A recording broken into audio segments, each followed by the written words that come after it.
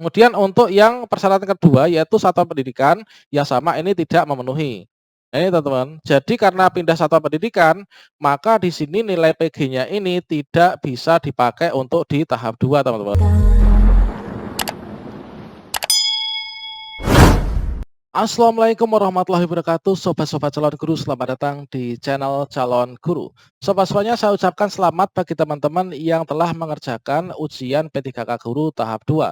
Dan saya ucapkan selamat bagi teman-teman yang di tahap 1 kemarin itu sudah lolos passing grade. Nah, sobat-sobatnya di sini kita akan berbagi informasi sekaligus menjawab pertanyaan di kolom komentar pada video saya sebelumnya, yaitu terkait tentang nilai di tahap 1 itu apakah bisa dipakai di tahap 2, teman-teman. Nah, tentu saja di sini kalau misalkan menurut peraturan yang ada saya bisa menjawab yaitu sangat bisa, teman-teman. Nah, di sini setidaknya ada dua syarat ya, bahwa nilai P3K di tahap 1 itu bisa dipakai untuk yang di tahap 2 ini. Bagaimanakah penjelasan dan juga simulasinya? Silahkan simak video ini sampai selesai. Namun sebelum kita lanjutkan, perlu saya ingatkan bagi teman-teman yang mungkin baru pertama kali menemukan channel ini, silakan klik tombol subscribe-nya dan aktifkan notifikasi loncengnya, sehingga nanti jika ada update video terbaru, teman-teman tidak akan ketinggalan informasi. Baiklah sobat-sobat semuanya, terkait tentang pembahasan kita pada kesempatan ini adalah ini teman-teman, yaitu untuk ketentuan yang mengatur bahwa nilai di tahap 1 itu bisa dipakai untuk dasar penilaian di tahap 2 nanti akan di-ranking, dari nilai kita sendiri ya, antara tahap 1 dan juga tahap 2 itu nanti dipilih tinggian yang mana. Nah, maka nanti jika tinggi nilai yang di tahap 1 maka yang dipakai untuk penentuan kelulusan tahap 2 itu adalah dari nilai tahap 1. Kalau di tahap 2 nilainya lebih tinggi dari tahap 1, maka ini nanti yang dipakai yang di nilai tahap 2, teman-teman.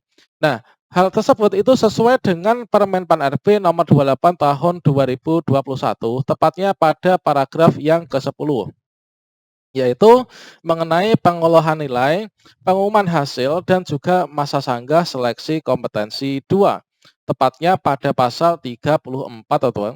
Nah, ini adalah untuk peraturannya. Untuk yang pertama, yaitu pelamar pada seleksi kompetensi 2 ini dinyatakan lulus jika nilai yang diperoleh itu memenuhi nilai ambang batas sebagaimana dimaksud dalam pasal 27 berperingkat terbaik.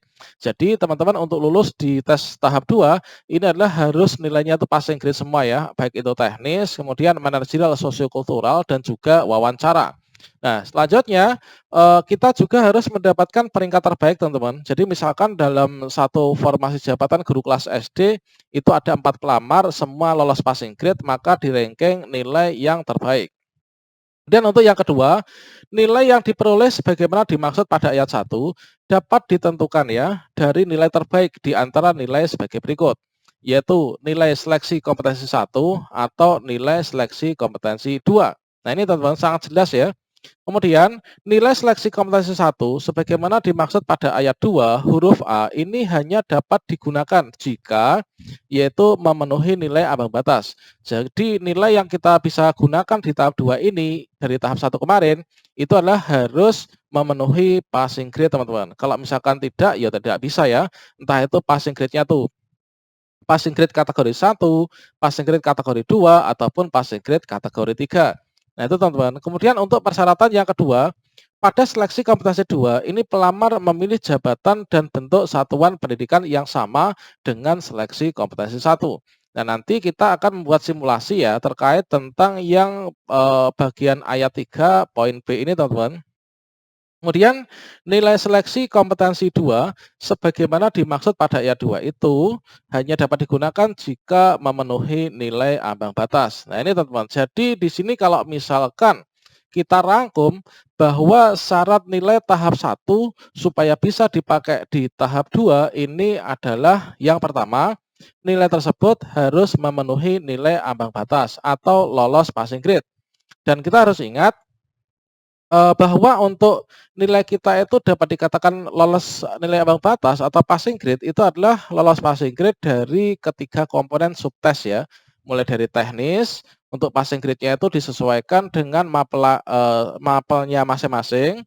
Kemudian untuk yang wawancara itu juga harus passing grade, manajerial sosiokultural juga harus lolos passing grade. itu dapat dikatakan sudah memenuhi nilai ambang batas. Nah, syarat nilai tahap 1 bisa dipakai di tahap 2 itu harus lolos passing grade.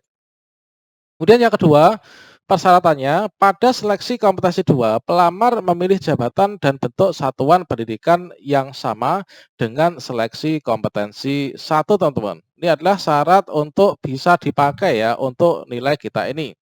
Nah, berikutnya di sini saya sudah menyiapkan simulasi yang seperti ini, teman-teman. Nah, ini. Nah, coba di sini kita cek bersama ya terkait tentang simulasi yang saya sajikan ini. Nah, di sini misalkan kita ambil contoh ada 5 orang kawan kita guru honorer. Yang pertama, ini teman-teman, ini adalah namanya Pak Mukson.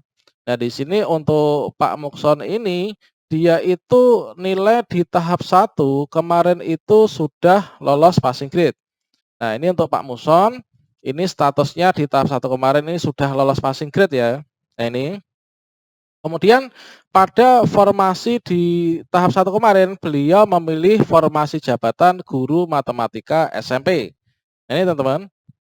Kemudian formasi di tahap 2, beliau juga mengambil guru matematika di SMP untuk formasi jabatannya. Nah, kalau misalkan kasusnya seperti ini teman-teman, Pak Muson ini tahap 1 sudah lolos passing grade. Nah, di tahap 1 kemarin beliau mengambil formasi guru matematika SMP, tahap 2 mengambil formasi guru matematika SMP. Meskipun di sini pindah ke SMP, di tahap 1 itu SMP 1, kemudian di tahap 2 ini beliau mengambil di SMP 3. Nah, ini namanya pindah satuan pendidikan apa tidak, teman-teman? Tidak pindah ya, ini adalah masih satu satuan pendidikan, yaitu sesama SMP.